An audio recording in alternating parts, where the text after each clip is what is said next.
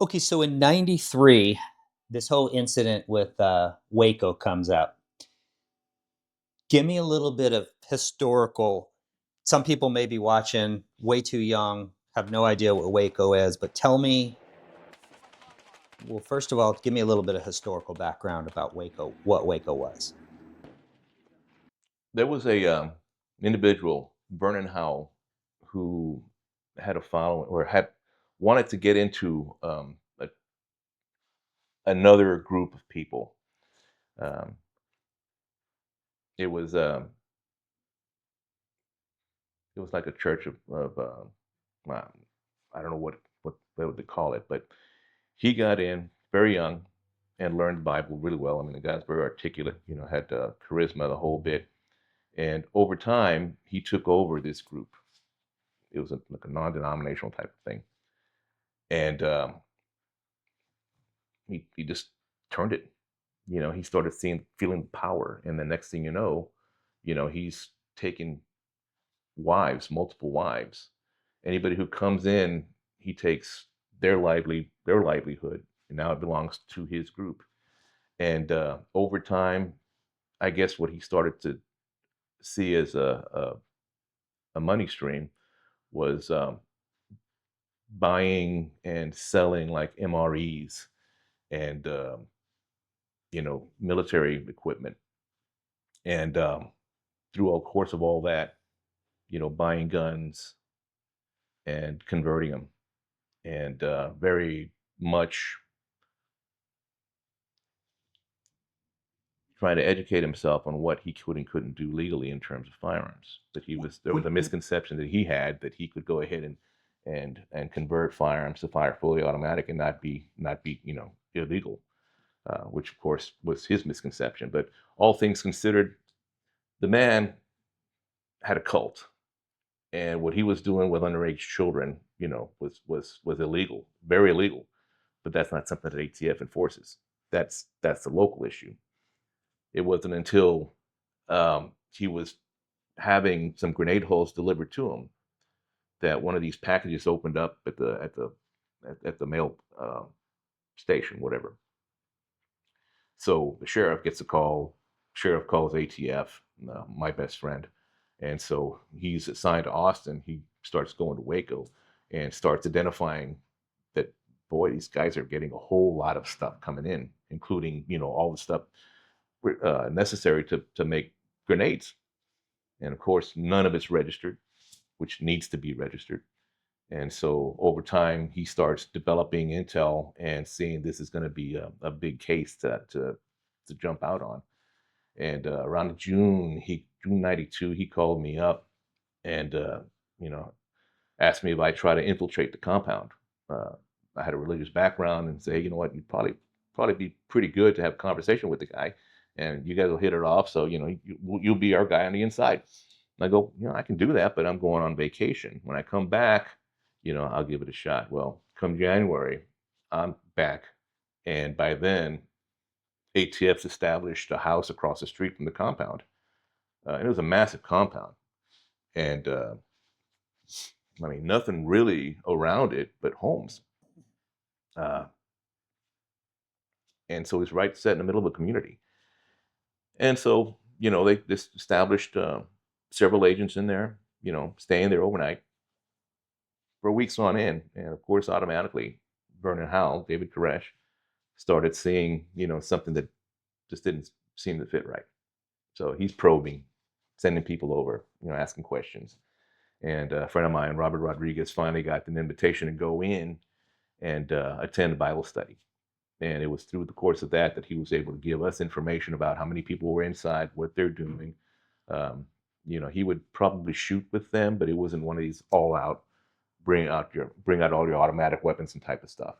But they had, per the investigation itself, getting invoices and all the documentation for the sale of different types of uh, grenade hulls and parts and stuff. So that they had a pretty sizable armory, pretty sizable armory. And then, of course, neighbors saying, "Yeah, we hear automatic gunfire all the time, and explosions and all that, everything." And it is out in the rural part of Waco, so it's not as much of a fuss was made about it, but it was existed. There were a couple of neighbors that said, yeah, they're blowing stuff up over there and they're shooting machine guns. But this is Texas, so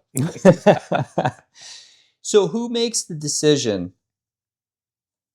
So I want to talk about the day of the raid and everything else. And obviously, I can sit here Monday morning quarterback. You guys decide to go in. I want to talk about why you decided to go in, as opposed to, if Koresh is the main guy that you're looking for, why not just let him go to the grocery store one day? What, yeah. tell me kind of the thinking about that. Well, just on the tail end of that, you cut the head of a snake off. Hmm. You think you've got it.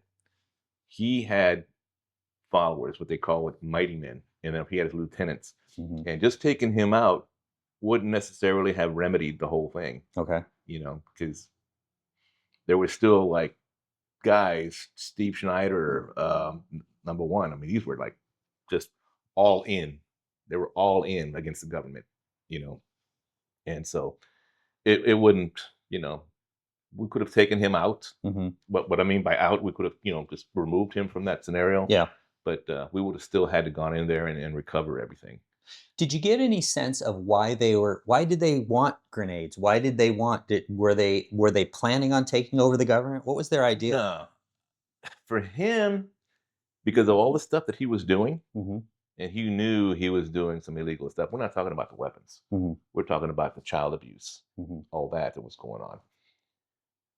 He knew that he was going to go for a long time, for what he was doing to these kids.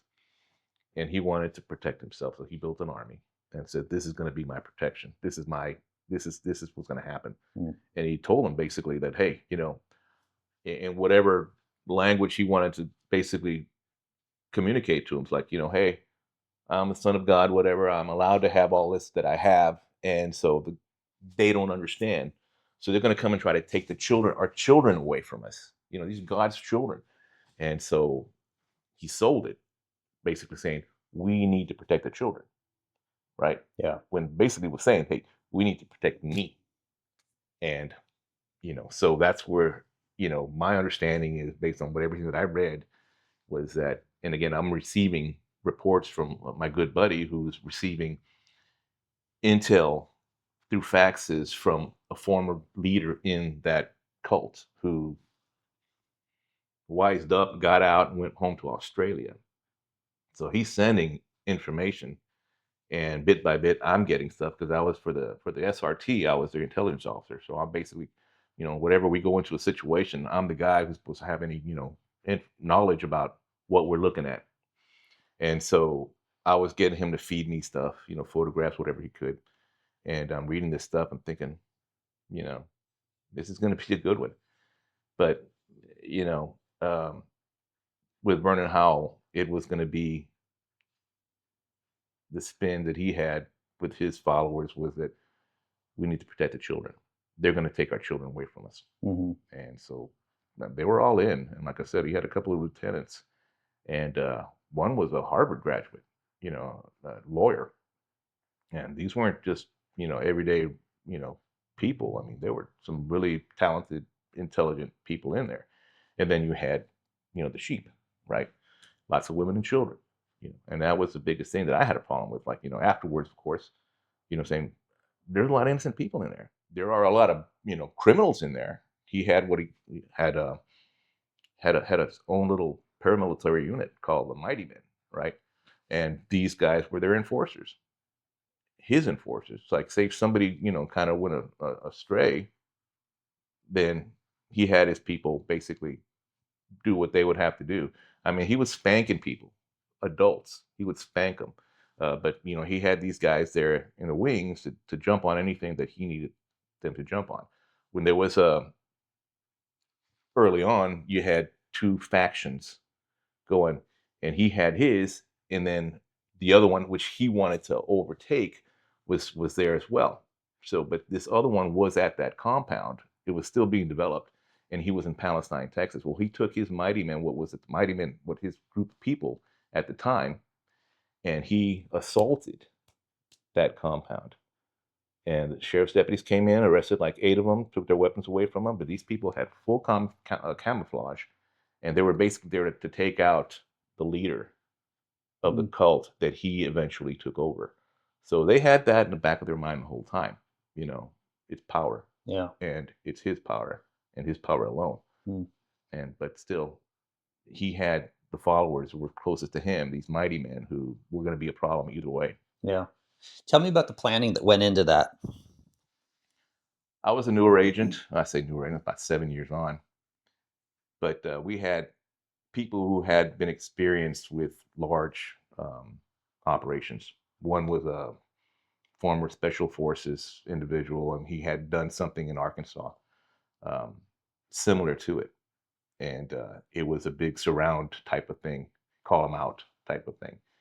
Um, but they had the ability to conceal themselves, right? Cover and concealment. There in the prairie, you don't have that, right? But anyway, so they basically came up with an idea that, well, we're going to have some kind of ruse to get there to the front door so we can unmask and go in.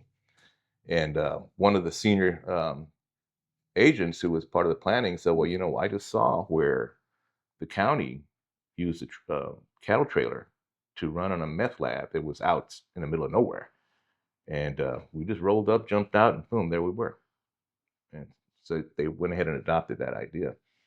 Uh, we're about 85 agents going in on the ground, so we needed 2 large cattle trailers. And so that was going to be the plan.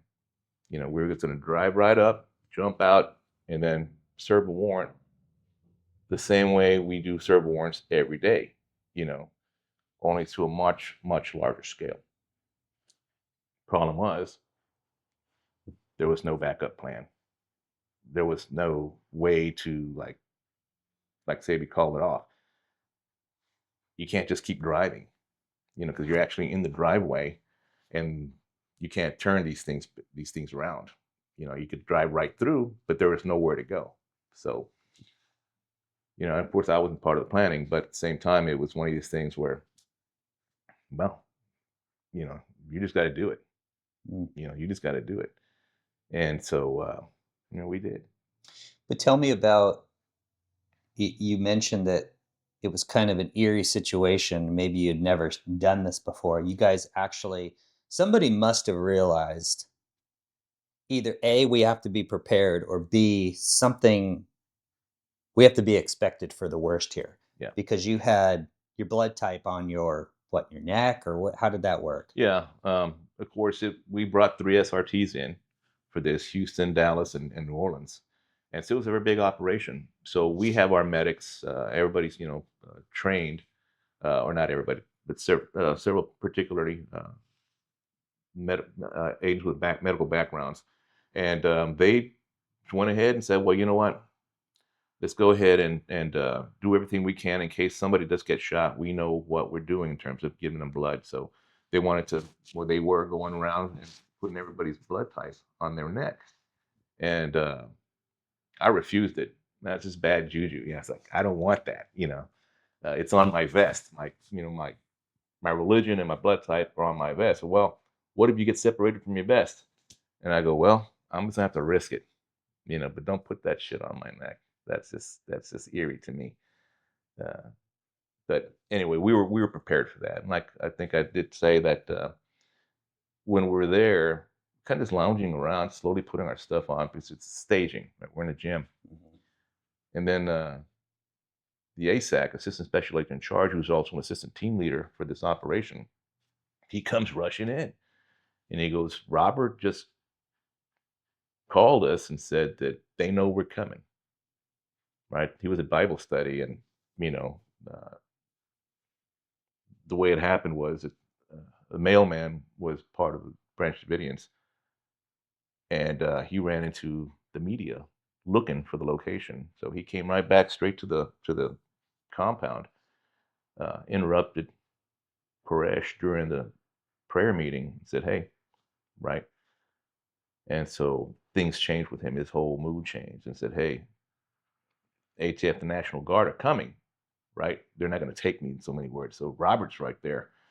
And Robert told me, like, man, I was looking for a window to just dive out of. And as it turns out, Koresh basically shook his hand and said, "Hey, you know, God bless." And they let him out. He went right across the street and made the phone call. Said, "We got to call it off. We got to call it off." Did he know that Robert was ATF or law He enforcement? suspected. He suspected. I'm pretty sure he suspected that he was law enforcement. Okay. Must have suspected that. And So Robert makes the call. What well, happens? Robert makes the call, and I wasn't there for decision making because you had all the SACs, the special agent in charge, who were there together to get together and make the decision. And they thought we had a window. They thought we had a window of opportunity. So they basically told us, "Hey, put your stuff on, let's go." And so it's I'm just a foot soldier, right? It's like, "Oh, okay, let's do it." So let me ask you this, Roland. So at this point, you've got about 7 years on. I'm assuming you've done tons of warrants at Yes, this point. yes, I have. So I know how it is for me rolling up to a place where we're about to do a warrant. You always are got these things going in your mind and all this stuff. Was the feeling any different from you knowing for you that day, knowing that they know we're coming? Or was it just like, hey, this is just another warrant. We gotta do our thing. I put it out of my mind. Hmm. It was like I said, this was the logistics were huge in this thing, and plus, all the training we'd done, and you know our introduction to the place, all that, that was just different.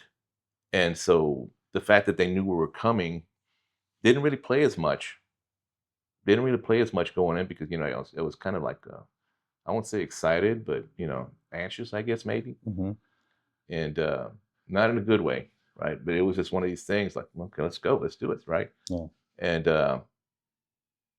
as we pull up, and it's quiet, and we're rolling around, because we're getting word, okay, 2 minutes out, 1 minute out, the whole bit, turning in, and we've stopped short of where we're supposed to jump out because we're under gunfire. We're taking gunfire sporadic. Just right from the beginning. Yeah, right as we're pulling up, because I was in the second cattle trailer, but as we're pulling up, there's like you just hear little pops, right? But it's just very, very sporadic. So the trailer falls short or stops short of the front door where I'm supposed to lead the team straight to the front door, right? And so when I jump out and I look to the left because we're gonna, supposed to go straight up to the porch, we're like, whoa, I have to run through the gate up the porch from the distance, and you're just hearing that pop, pop, pop, and I get through the gate, and I see the door open about maybe a foot, and I recognize Vernon Howe, David Koresh, and I also see two lieutenants, Steve Schneider and his other gentleman, and as I always do, I've got my 870 with me, and I'm kind of like running with it, and I'm yelling, police search warrant, lay down. My job was basically clear the front door so the first team can get in, and you know, I just see him looking around, and he's basically looking at our deployment from two cattle trailers. He's like, "What's going on?" Again, I yell, "Police search warrant, lay down," like we always do. And I got on the porch, and again, I got a whole team behind me somewhere. And I will never forget this. He smiled at me. He smiled at me, and then he backed up and shut the door. And so, just like I said, it's a muscle memory type of thing. I reached for the door, took the hand off the slide of my shotgun. I reached for the door to basically push it, right? And right then, I just, I just see see holes in the door, and it was kind of a slow thing, like like an AK-47, but it was pretty quick, and my hand gets hit back, and I'm started, putting my hand back on the slide, and I see that my thumb's hanging over the back of my hand with the glove, and more gunfire, and I'm thinking like, get the hell out of the way, wake up, right? So I look to my right, my team's already like backing out, but I overran the door where the rounds are coming out. So I didn't want to cross back that way. So I looked to my left, and there's a big pit. That's where the dogs are, right? They're guard dogs. So I dove in there, and I hit hard.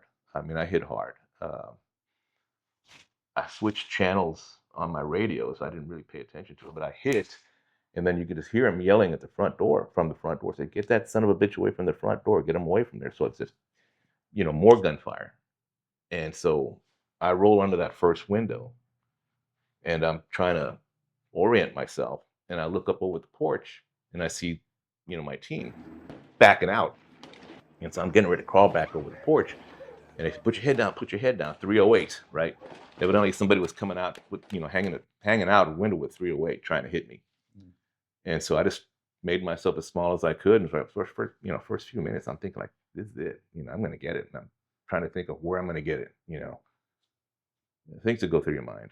Uh, I'm wearing a vest. It's got a high collar, and I'm wearing a helmet. And I basically try to cover more of myself with my helmet, but it's Kevlar. It's not going to do a damn thing for a 308, right?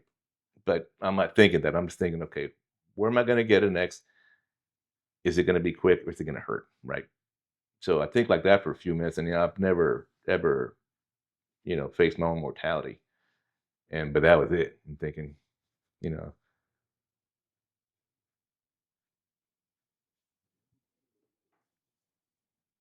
sorry. No, take your time. I remember leaving Houston to go on this operation, and I had a baby, right? I had my young son, Adam, and you know, it's like I didn't say goodbye, right? Mm-hmm. And so, I didn't want to check out just like that, but it bothered me. It bothered me that you make all sorts of promises, to get me out of this, just get me out of this one, Yeah. right? But Yeah. no, it was a bad day. I lost a good friend. Lost a good friend. Um, yeah, we weren't prepared for what hit us.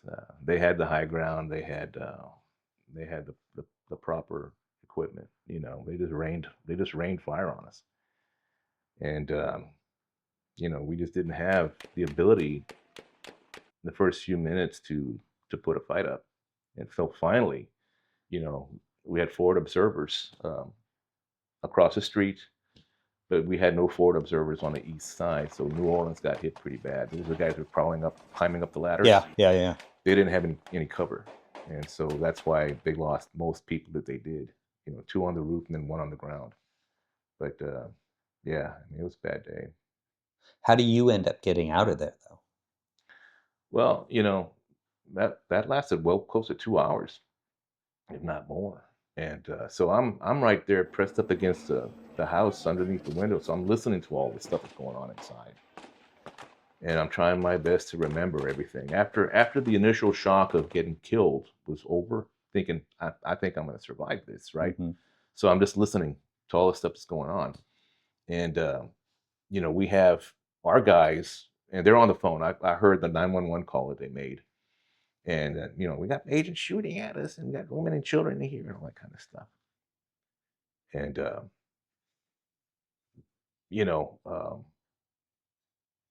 one of our senior um, supervisors is on the phone with him and trying to coordinate a ceasefire. And so I'm listening to all this stuff.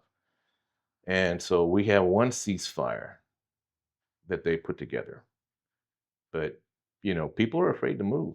All the stuff that was coming out. I mean, I'm watching the front door during the initial barrage, and that front door is bowed out from all the stuff that's being shot through it. That's the same door that I got shot at Mm-hmm. in front of. And I'm thinking, wow, that's a lot of firepower. And so naturally, people aren't, because we got guys on the opposite side of the fence behind cars. And, after 2 hours of getting shot at, and trying to return fire, you're just not too, you know, cool on walking away from that cover. Mm-hmm. And I was no different. But anyway, through the first ceasefire, it's quiet. And then all of a sudden, somebody on the east side starts shooting. And so that kind of threw that one. More gunfire. And it's just like a mad minute. It's just continuous gunfire from both places. And I'm getting I'm getting wood and glass and stuff all following me, falling on me through the whole time, right? And you know, a funny story on that. I did get hit, my thumb blown off, and I'm thinking, well, I don't know how long I'm going to be here. Of course, I have gauze. Actually, we all got like feminine protection, the Kotex, so you can Yeah. use it to cover, suppress blood. But not thinking of that because I'm not trying not to move because I hear them on the inside saying, "We got one down here, but we think he's dead." I'm thinking, "Good, good, right?" And so I'm just listening to everything, and I put my hand on my helmet, thinking, "Well, I'll just elevate my wound." And the whole time, of course, every once in a while they'll open up with a 50 caliber, and that's impressive. Boom.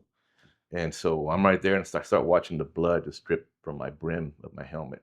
And then when that 50 goes off, starts, my heart starts pumping, the blood starts dripping faster.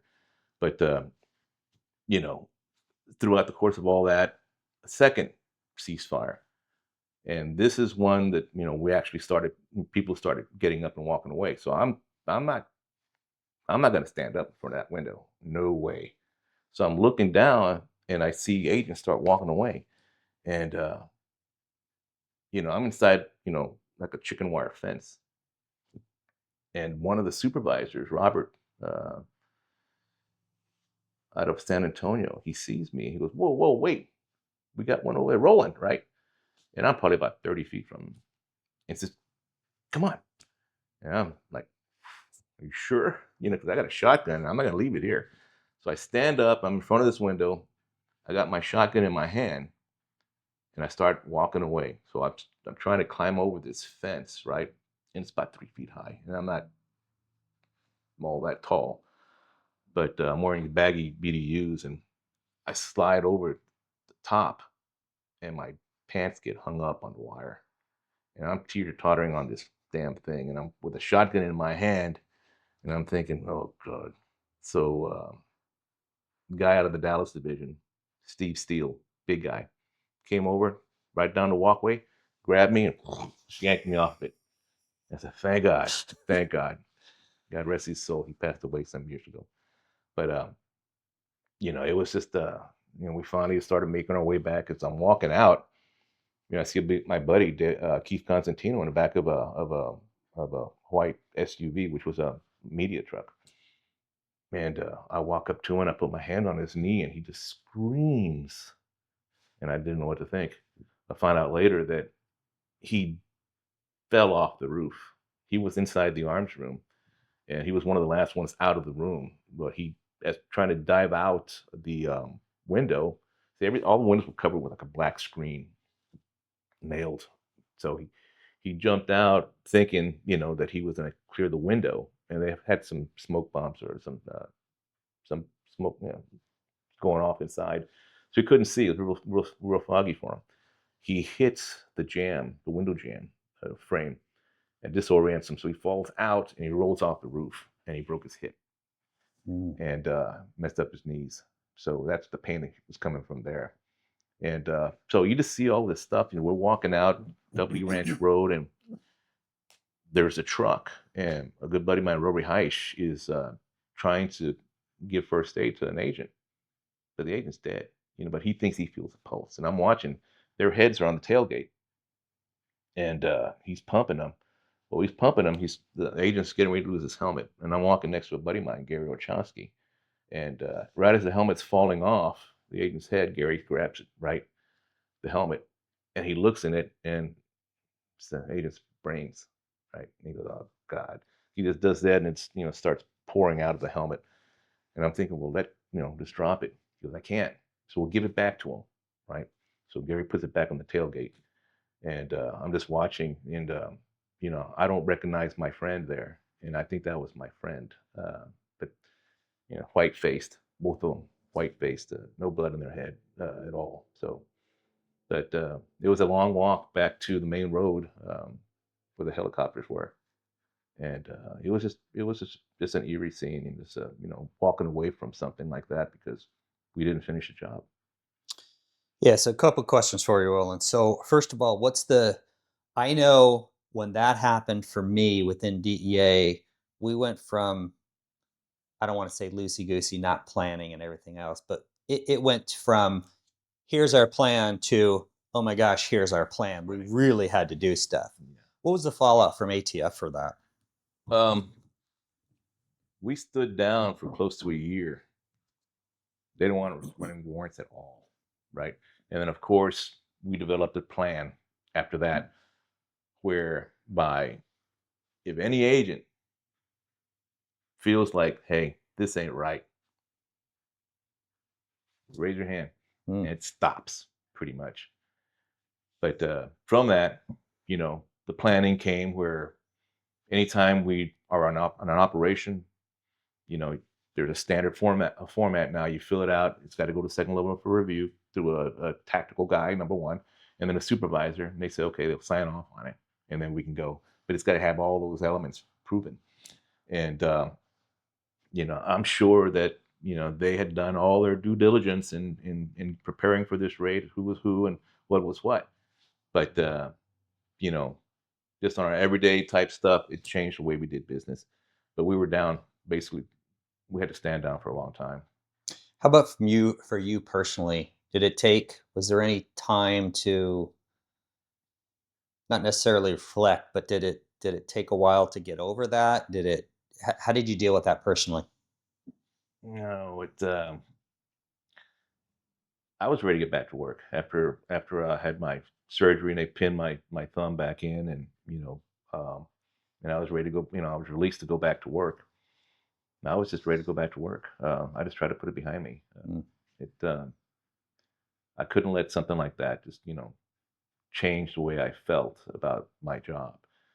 And the president was going to call me at home. It's funniest thing, but he never did.